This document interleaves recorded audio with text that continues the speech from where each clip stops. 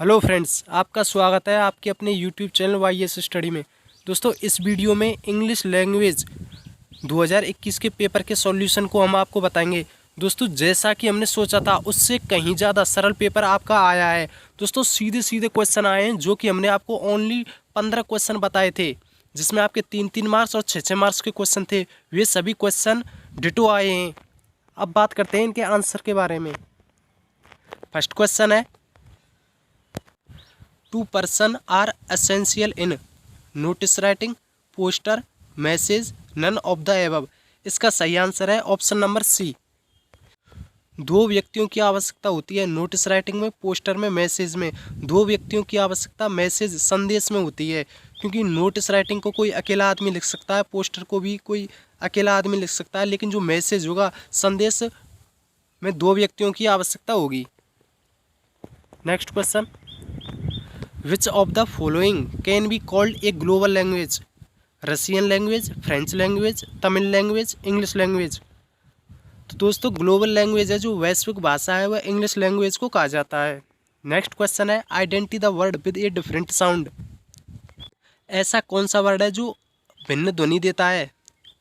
Number 1 class, number B clock, number C cell, number D client. आप देख सकते हैं क्लास का से स्टार्ट हो रहा है, क्लॉक का से स्टार्ट हो रहा है, क्लाइंट का से स्टार्ट हो रहा है, लेकिन जो सेल है वह सा से स्टार्ट हो रहा है। तो इसलिए इसका जो सही आंसर है option number C. Next question है, observe behaviours of the child is portfolio, projects, anecdotal records, none of the above. इसका सही आंसर है ऑप्शन नंबर सी, क्योंकि एनेक्डोटल रिकॉर्ड जो सीसीई की टूल्स एंड टेक्निक होती हैं, जिसमें किसी बच्चे के व्यवहार का पर्यवेक्षण किया जाता है। तो इसका ऑप्शन नंबर सी सही है। दोस्तों, आपको बता दें, जो सीसीई वाला क्वेश्चन है वह तीन जगह पूछा गया है।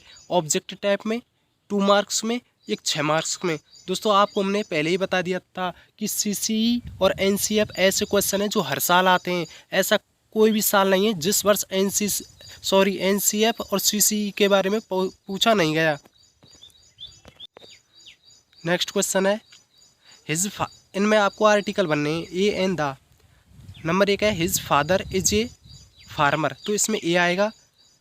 रिक्त स्थान, little knowledge is a dangerous thing, तो इसमें ए लिटिल आएगा, क्योंकि जो थोड़ी नॉलेज होती है वही खतरनाक होती है। द लिटिल में संपूर्ण ज्ञान आ जाता है, लिटिल ना के बराबर होता है, ए लिटिल थोड़ा होता है। नेक्स्ट है, आई सा रिक्त स्थान मैन इन द मार्केट, रिक्त स्थान मैन वॉज ए जेंटलमैन। आई सा ए मैन, मैंने एक आदमी को देखा।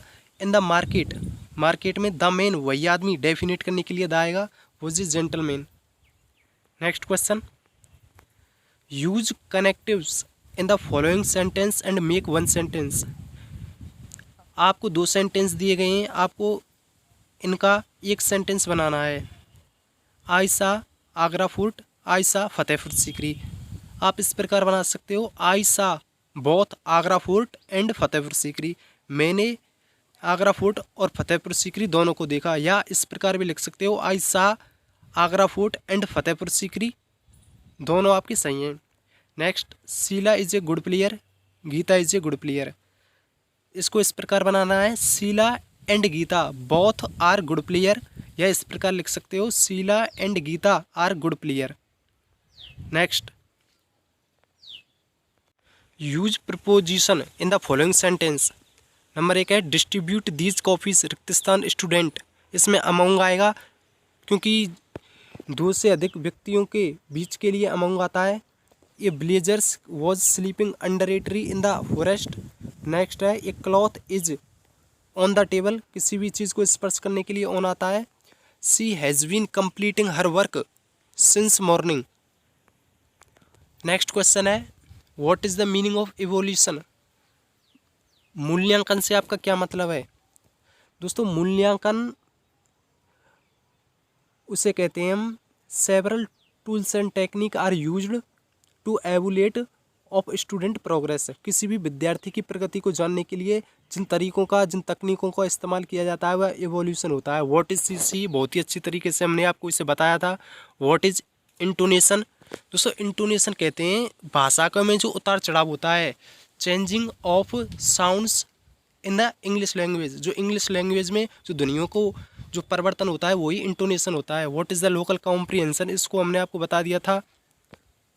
यदि आपसे यह क्वेश्चन नहीं बना तो कोई बात नहीं है, आप इससे छोड़कर भी आ सकते थे, लेकिन वेरी इजी है, आपको हमने इसे बताया था, आप उस वीडियो को देख सकते हैं। Give some names of audio visual aids, आपको जो ऑडियो और विजुअल जो शैक्षिक सामग्री होती है उनके नाम बताने हैं, जैसे जिसमें आपको सुन भी सकते हैं और देख भी सकते हैं।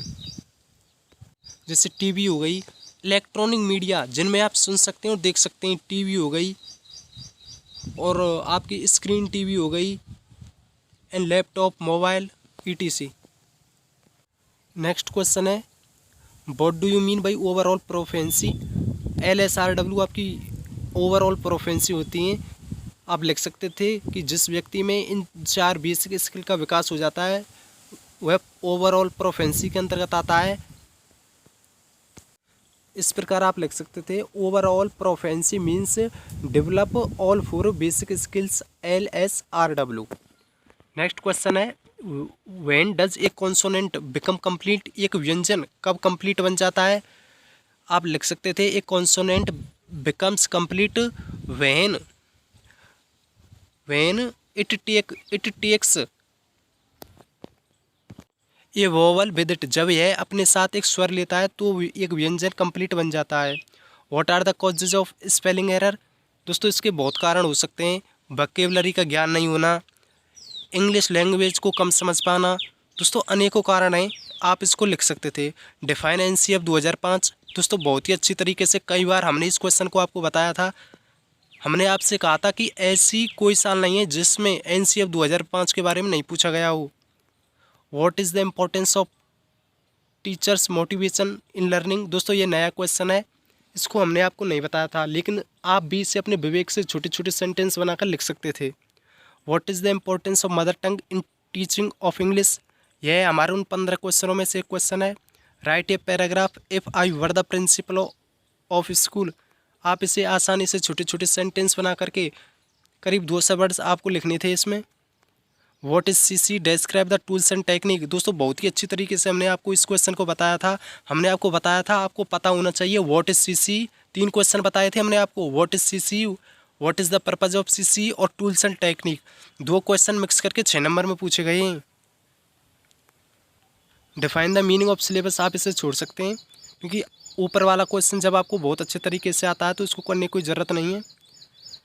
Design an activity to teach basic punctual comma and question mark के बारे में इसमें पूछा गया था। आपको एक एक्टिविटी बनानी थी जिसमें full stop, comma and question mark का आपको वर्णन करना था। आप इसको कर सकते थे current position of English in India और फंक्शन ऑफ लैंग्वेज।